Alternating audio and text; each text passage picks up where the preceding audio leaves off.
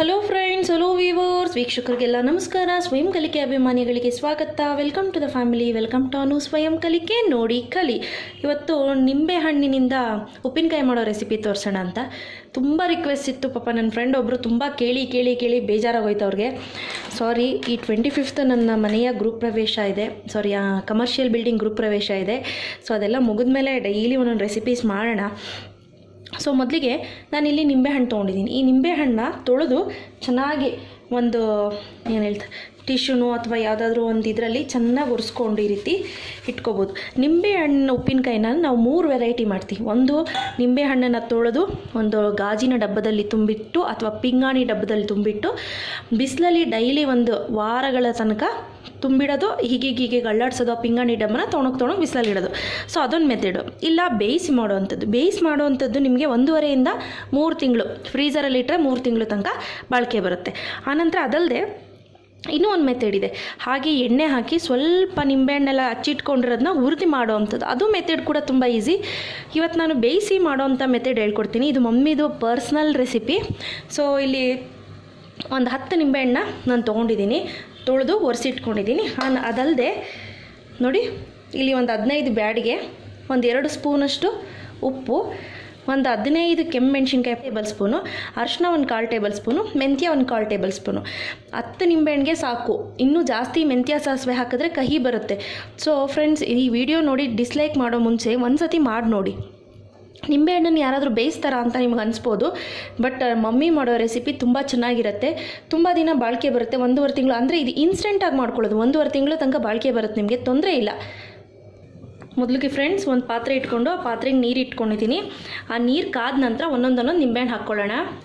Okay friends, ನೀರಿಗೆ ಕಾದಿದೆ. ಈಗ ಒಂದೊಂದು ನಿಂಬೆಹಣ್ಣು ಹಾಕ್ಕೊಳ್ತಾ ಇದ್ದೀನಿ. ಈ ರೀತಿ ನಿಂಬೆಹಣ್ಣು ಹಾಕ್ಕೊಂಡು ಬೇಯಿಸ್ಕೊಳ್ಳೋದ್ರಿಂದ ಬೇಗ ಆಗುತ್ತೆ. ಯೂಶ್ವಲಿ ನೀವು ಮದುವೆ ಮನೆಗಳಲ್ಲಿ ನೋಡ್ಬೋದು ಇದೇ ರೀತಿ ಮಾಡೋದು. ಫ್ರೆಂಡ್ಸ್, ನೀವು ಅಬ್ಸರ್ವ್ ಮಾಡ್ಬೋದು, ಒನ್ ಬೈ ಒನ್ ಮೇಲೆ ತೇಲ್ಕೊತಾ ಬರುತ್ತೆ. ಸೊ ತೇಲ್ತಾ ಬಂದಾಗ ಮೇಲೆ ಬಂದ ತಕ್ಷಣ ಅದು ಒಳಗಡೆ ಏನಿದೆ ಅದು ರಸ ಚೆನ್ನಾಗಿ ಒಳಗಡೆ ರಸ ಬಿಟ್ಕೊಂಡಿರುತ್ತೆ ಅಂತ ಅರ್ಥ. ಓಕೆ ಫ್ರೆಂಡ್ಸ್, ನೀವು ನೋಡ್ತಿದ್ದೀರಲ್ಲ, ಈ ರೀತಿ ಕುದಿ ಬಂದೆ ಸಾಕು. ಈ ಥರ ಕುದಿ ಬಂದ ತಕ್ಷಣ ಇಮಿಡಿಯೇಟು ಆಫ್ ಮಾಡ್ಕೊಂಬಿಡಿ. ಆ ಬಿಸಿಗೆ ಏನಾಗುತ್ತೆ ಒಳಗಡೆ ಚೆನ್ನಾಗಿ ಇನ್ನೂ ಇದಾಗುತ್ತೆ. ನೀವು ನೋಡ್ಬೋದು ಈಗ ಆಲ್ಮೋಸ್ಟ್ ಸುಮಾರು ತೇಲ್ತಾ ಇದ್ದಾವೆ. ಸೊ ಒನ್ ಬೈ ಒನ್ ತೇಲ್ತಾ ಬರುತ್ತೆ. ಮತ್ತು ಈ ನಿಂಬೆ ಹಣ್ಣಿನ ಕಲರ್ ಏನಿದೆ ಅದು ಕೂಡ ಚೇಂಜ್ ಆಗ್ತಾ ಹೋಗುತ್ತೆ. ಇದು ಕಂಪ್ಲೀಟಾಗಿ ಆರ್ಲಿಸ್ ಒಂದು ನೋಡಿ, ಈ ಥರ ಸ್ಟ್ರೇನರ್ ಬರುತ್ತಲ್ಲ, ಈ ಥರ ಸ್ಟ್ರೇನರಲ್ಲಿ ಕಂಪ್ಲೀಟಾಗಿ ಇದನ್ನು ಹಾಕ್ಬಿಟ್ಟು ಫುಲ್ ಕಂಪ್ಲೀಟಾಗಿ ತೇವಾಂಶ ಇಲ್ದಂಗೆ ಇದನ್ನು ಎತ್ತಿ ನೀಟಾಗಿ ಕಟ್ ಮಾಡ್ಕೊಳ್ಳೋಣ. ಫ್ರೆಂಡ್ಸ್, ಈ ರೀತಿ ಎಕ್ಸಸ್ ಆಫ್ ನೀರನ್ನ ಸ್ಟ್ರೇನ್ ಮಾಡ್ಕೊತಾ ಇದ್ದೀನಿ. ಈಗ ನೋಡಿ, ಇದು ಕಂಪ್ಲೀಟಾಗಿ ಹಾರ್ಕೊಳ್ಳಿ. ಅಷ್ಟರಲ್ಲಿ ನಾವು ಈ ರುಬ್ಬಿಟ್ಕೊಳ್ಳೋಣ. ಮಸಾಲೆ ಏನೇನು ರುಬ್ಕೊಬೇಕು ಅದನ್ನು ರುಬ್ಬಿಟ್ಕೊಳ್ಳೋಣ. ಮೊದಲಿಗೆ ಫ್ರೆಂಡ್ಸ್, ಈ ರೀತಿ ಒಂದು ಕಡಾಯಿ ಇಟ್ಕೊಳ್ಳಿ. ಕಡಾಯಿ ಬಿಸಿ ಆದ ನಂತರ ಇಮಿಡಿಯೇಟು ಈ ಮೆಂತ್ಯ ಏನಿದೆ, ಮೆಂತ್ಯನ ಸಣ್ಣ ಉರಿನಲ್ಲಿ ಡ್ರೈ ರೋಸ್ಟ್ ಮಾಡ್ಕೊಳ್ಳೋಣ. ಓಕೆ ಫ್ರೆಂಡ್ಸ್, ನೀವು ನೋಡ್ತಾ ಇರ್ಬೋದು ಮೆಂತ್ಯ ಫುಲ್ ಕಲರ್ ಚೇಂಜ್ ಆಗಿದೆ. ಈಗ ಒಂದು ಪಾತ್ರೆಗೆ ತೆಗೆದಿಟ್ಕೊಳ್ಳೋಣ. ಈಗ ಇದೇ ರೀತಿ ಸಾಸಿವೆ ಕೂಡ ಹಾಕ್ಕೊಂಡು, ಸಾಸಿವೆ ಕೂಡ ಚಿಟಪಟ ಅಂತ ಸಿಡಿಲಿ. ನೋಡಿ ಫ್ರೆಂಡ್ಸ್, ಸಾಸಿವೆ ಕೂಡ ತೆಗೆದಿಟ್ಕೊಂಡಿದ್ದೀನಿ. ಈಗ ಬ್ಯಾಡಿಗೆ ಮೆಣಸಿನ್ಕಾಯಿ ಮತ್ತು ಒಣಮೆಣ್ಸಿನ್ಕಾಯಿ ಏನಿದೆ ಅದನ್ನು 1 ಬೈ 1 ಹಾಕ್ಕೊಳ್ತಾ ಹೋಗಿ. ಈಗ ಮೇನ್ ಇಂಪಾರ್ಟೆಂಟು, ನೀವು ಒಣಮೆಣ್ಸಿನ್ಕಾಯಿ ತೊಟ್ಟು ಬಿಡಿಸೋದು ಬೇಡ. ಆ ನಂತರ ಲಾಸ್ಟಲ್ಲಿ ಬಿಡಿಸ್ಕೊಳ್ಳೋಣ. ಇಲ್ಲ ಆ ಘಾಟಿಗೆ ಏನಾಗುತ್ತೆ, ಕೆಮ್ಮು ಬಂದುಬಿಡುತ್ತೆ. ಮನೇಲಿ ಮಕ್ಕಳು ಬಾಣಂತಿಯರು ಯಾರಾದರೂ ಇದ್ದರೆ ಕೆಮ್ಮು ಬಂದುಬಿಡುತ್ತೆ. ಯೂಶ್ವಲಿ ನಮ್ಮ ಹಳ್ಳಿಗಳ ಕಡೆ ಬಾಣಂತಿಯರಿದ್ದರೆ ಮೆಣಸಿನ್ಕಾಯಿನ ಮುಂಚೆನೇ ಮಾಡಿಟ್ಕೊಂಡ್ಬಿಡ್ತೀವಿ, ಅಂದರೆ ಡೆಲಿವರಿಗೆ ಮುಂಚೆನೇ. ಸೊ ಈಗ ಇದನ್ನು ಸಣ್ಣ ಉರಿನಲ್ಲೇ ಹುರ್ಕೊಳ್ಳೋಣ. ಓಕೆ ನೋಡಿ ಫ್ರೆಂಡ್ಸ್, ಈಗ ಇದು ಕಂಪ್ಲೀಟಾಗಿ ಆಗಿದೆ. ಈಗ ಇದನ್ನು ಕೂಡ ಹೀಗೆ ಬಿಟ್ಬಿಡೋಣ. ಸ್ಟವ್ನ ಆಫ್ ಮಾಡಿಬಿಟ್ಟು ಹೀಗೆ ಬಿಟ್ಬಿಡೋಣ. ಈಗ ಬಿಡೋದ್ರಿಂದ ಈ ಮೆಣಸಿನ್ಕಾಯಿ ಏನಿದೆ ಅದು ಕ್ರಿಸ್ಪಿನೆಸ್ ಜಾಸ್ತಿ ಆಗುತ್ತೆ. ಅಂದರೆ ಈ ಕರುಮ್ ಅನ್ನತ್ತಲ್ಲ, ಆ ರೀತಿ ಬೇಗ ಮಿಕ್ಸಿಗೆ ಹಾಕಿದ್ರೆ ಬೇಗ ನುಣ್ಣಗಾಗಲಿಕ್ಕೆ ಸಹಾಯ ಮಾಡುತ್ತೆ. ಸೊ ಇದು ಹೀಗೆ ಒಂದು 5 ನಿಮಿಷ ಬಿಟ್ಟು ನಾವೇ ಟ್ರಾನ್ಸ್ಫರ್ ಮಾಡ್ಕೊಳ್ಳೋಣ. ಅಷ್ಟರಲ್ಲಿ ಅರಿಶಿನ ಕೂಡ ಇದಕ್ಕೆ ಹಾಕ್ಕೊಳ್ತಾ ಇದ್ದೀನಿ. ಯೂಶ್ವಲಿ ಕೋನೆ ಹಾಕ್ತಾರೆ ಮಮ್ಮಿ, ಅರಿಶಿನದ ಕೋನೆ ಅಂತ ಏನು ಹೇಳ್ತಾರೆ, ಕೊಂಬು ಇಷ್ಟುದ್ದ ಇರುತ್ತಲ್ಲ ಆ ಕೊಂಬು ಹಾಕ್ತಾರೆ. ಬಟ್ ನನಗಿಲ್ಲಿ ಸಿಕ್ಕಿಲ್ಲ. ಸೊ ಇದು ಆರಿದ ನಂತರ ಫ್ರೆಂಡ್ಸ್, ಈ ಬ್ಯಾಡಿಗೆ ಮೆಣಸಿನ್ಕಾಯಿ ತೊಟ್ಟೇನಿದೆ ಈ ರೀತಿ ಕಂಪ್ಲೀಟಾಗಿ 1 ಬೈ 1 ಬಿಡಿಸ್ಕೊತಾ ಹೋಗ್ತೀವಿ.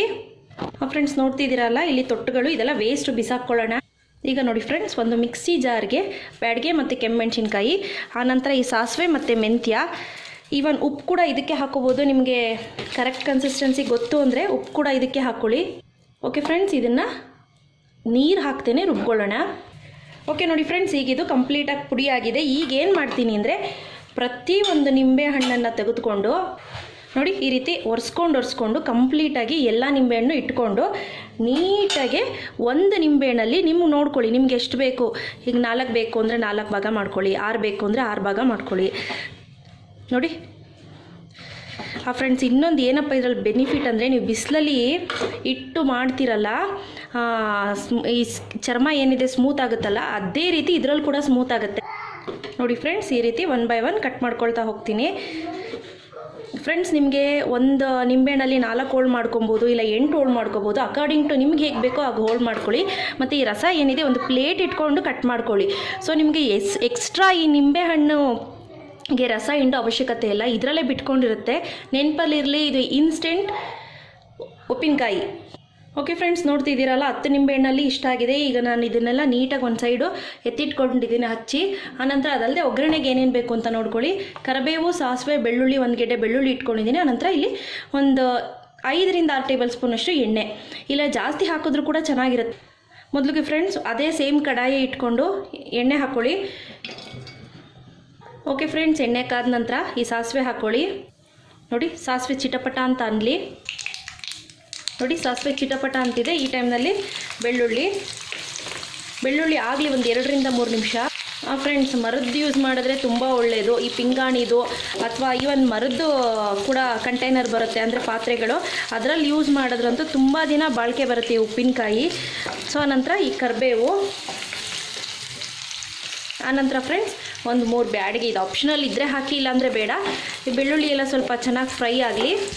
ಓಕೆ ನೋಡಿ ಫ್ರೆಂಡ್ಸ್, ಇಮ್ಮಿಡಿಯೇಟು ಈ ನಾವು ಹಚ್ಚಿಟ್ಕೊಂಡಿರೋಂಥ ನಿಂಬೆಹಣ್ಣು, ಆನಂತರ ನಾವು ಮಾಡಿಟ್ಕೊಂಡಿರೋಂಥ ಪುಡಿ ಹಾಕ್ಕೊಳ್ಳೋಣ. ನೋಡಿ ಈಗೆಲ್ಲ ಒಂದು ಮಿಕ್ಸ್ ಕೊಟ್ಕೊಂಡು, ಓಕೆ ಫ್ರೆಂಡ್ಸ್, ಎಲ್ಲ ಮಿಕ್ಸ್ ಆದಮೇಲೆ ಇಮಿಡಿಯೇಟು ಫ್ಲೇಮ್ ಆಫ್ ಮಾಡ್ಕೊಳ್ಳಿ. ಇದು ಕಂಪ್ಲೀಟಾಗಿ ಆಗಲಿ. ಆರಿದ ನಂತರ ನಾವೊಂದು ಗಾಜಿನ ಬಾಟ್ಲಿಗೆ ತುಂಬಿಟ್ಕೊಳ್ಳೋಣ. ನೋಡ್ತಿದ್ದೀರಲ್ಲ, ತುಂಬ ಸಿಂಪಲ್ ಆಗಿರೋಂಥ ರೆಸಿಪಿ ಉಪ್ಪಿನಕಾಯಿ. ಇವತ್ತು ನಾನು ಮಾಡಿದ್ದು ಇಷ್ಟ ಆಯಿತು ಅಂದರೆ ಲೈಕ್ ಬಟನ್ ಹಿಟ್ ಮಾಡಿ, ಇನ್ನೂ ಇಷ್ಟ ಆಯಿತು ಅಂದರೆ ಶೇರ್ ಮಾಡಿ. ಗೊತ್ತಲ್ವ ನನ್ನ ಚಾನಲ್ ಹೆಸರು ಅನುಸ್ವಯಂಕಲಿಕೆ, ನೋಡಿ ಕಲಿ. ಟಿಲ್ ದೆನ್ ಟೇಕ್ ಕೇರ್, ಬಾಯ್.